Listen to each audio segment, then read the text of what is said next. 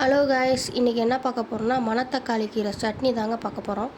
சட்னிக்கு தேவையானது வெங்காயம், பூண்டு, பச்சை மிளகாய், வரமிளகாய், புளி, ஒரே ஒரு தக்காளிங்க, தேங்காய், அவ்வளோதாங்க. இப்போ கடாய் வச்சுக்கலாம், எண்ணெய் ஊற்றிக்கலாம். ஜீரகம், பூண்டு, வரமிளகாய், பச்சை மிளகாய், வெங்காயம் போட்டு நல்லா வதக்கலாம். வெங்காயம் வதங்கட்டும். ஒரே ஒரு தக்காளி போட்டு வதக்கிக்கலாம்.